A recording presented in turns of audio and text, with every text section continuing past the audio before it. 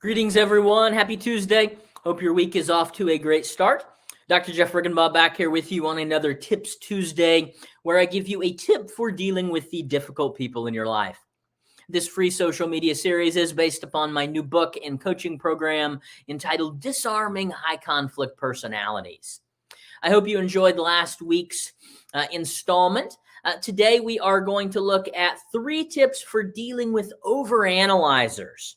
3 tips for dealing with those overanalyzers, those people that are prone to get stuck in that analysis to paralysis, if you will.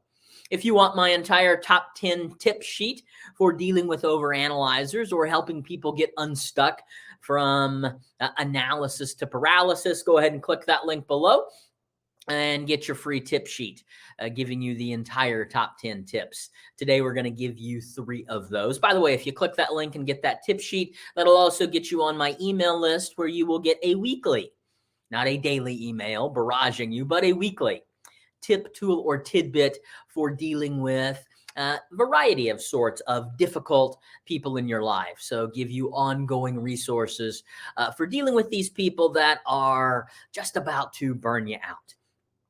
All right, so today's top 3 tips for dealing with overanalyzers. Tip number 1 is to feed their need for structure. Okay, with the bully, little review here, we were going to feed their need to succeed. With the drama mama, we talked about the importance of feeding their need for attention. And with the overanalyzer, really, really important to feed that need for structure. This may be easy for some of you if you have a high degree of C in you. Remember, this is an overdeveloped, sort of out of control, if you will, version of the C.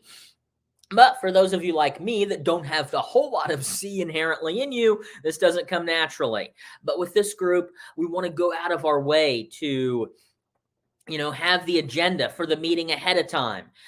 Email it to them. Do everything you can to keep the meeting running on time. This group, we need to go up and write the agenda or the day, sort of the day's agenda, I guess. Up on the board, on the whiteboard, if you're in school. Actually, I mentioned a video or two going and doing a training in a school where there were 5 behavior disorder kids. I think I talked about it maybe in terms of the class clown. Sometimes I get these schools or engagements confused. But one of those 5 was also an overanalyzer. And this little guy was just really stuck in that, overthinking, and everything took so long. And he was causing a different set of problems in his own unique ways.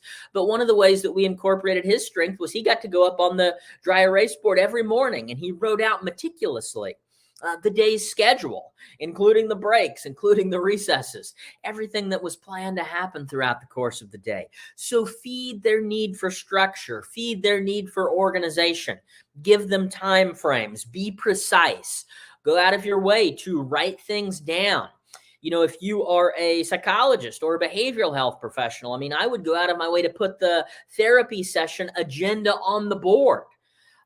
Now, I always set an agenda and talk about with clients what we were going to talk about ahead of time and sort of set the agenda. But very rarely would I go up and write it on the board in a very formal way. With this group, I am going to go out of my way to do that, to feed their need for organization and structure and order. Very, very important with this group of folks. Tip number 2, anticipate questions. This group is going to have questions. Skeptics are going to have questions too, but for a little bit different reason. But these people, again, remember back to the red flags video, it's all about being thorough. It's all about being complete. So they're going to want to know every single detail. They're going to have questions. They're going to want to know answers to these. And so don't just schedule a couple minutes to tell one of these overanalyzers, whatever it is, and then you be in a hurry to get out of there because you got another meeting or a deadline to meet, or you don't have time at that point in your day. No, be proactive about this. Be intentional about this. If you got to schedule a meeting with one of these folks, be sure you give yourself plenty of time and just the mindset-wise, prepare for questions. Because if we don't, it's easy for us to do those kind of should, that kind of should thinking on them and say, they shouldn't have so many questions. How could they, they should be able to just move on. They shouldn't need all these details. I don't have to explain it like this for everybody else. I shouldn't have to do it for them. Yeah, you should. This is how they think. No, this is how they think. Recognize it ahead of time and just be prepared to pleasantly answer any questions that they have.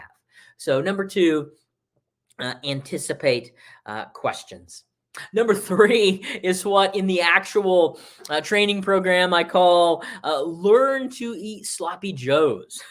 Learn to eat sloppy joes. And this came from one of my actual clients who was having trouble.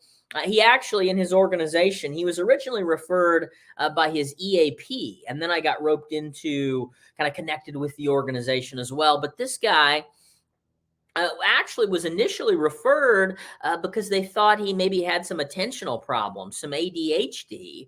But actually, this is a little bit interesting, I think. Some of these overanalyzers can present exactly the same. And maybe I mentioned this in a previous video when I talked about red flags with this group, but they have difficulty with task completion, not because they get distracted like the ADD person, but because they're so focused. Their problem is exactly the opposite. Okay, so rather than inattention, lack of focus, it's over-focus.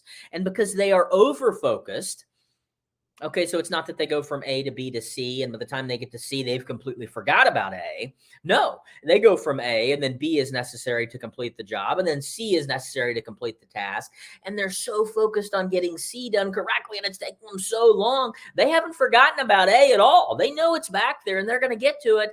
But a supervisor or an administrator just sort of from a distance looks at them and says, well, they're just distracted. They're off task. They're not getting things done on time. They're not meeting deadlines, just like somebody with ADD. But it's a completely different phenomenon. And so with this group, we have to help them learn to tolerate things not being perfect. Learn to tolerate this lack of perfection. And when I was doing this work with this guy that continued to work unauthorized overtime, he'd been written up 3 times. He got put on a corrective action plan. His supervisor had told him, look, I've been nice about this 3 times. My superiors are now watching this. We cannot have any more unauthorized overtime this month. But this guy just could not stop until he came to a good stopping point. It wasn't complete. It wasn't thorough. It wouldn't be doing a good job. And so he just had to finish. And so he kept working and kept working. And we got him better at leaving uncomfortable.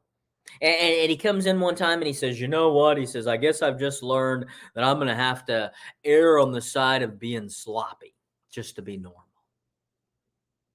To him, it was still sloppy. But yes, he had to get better at being sloppy.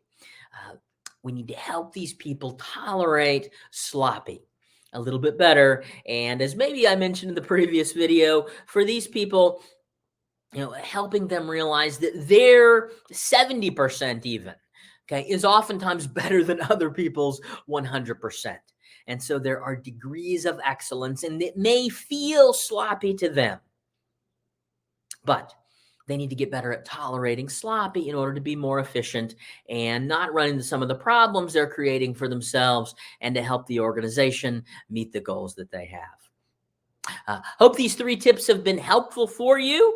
I'd love to come in and do some work with your team or your organization if you're having trouble dealing with difficult people of one kind or another.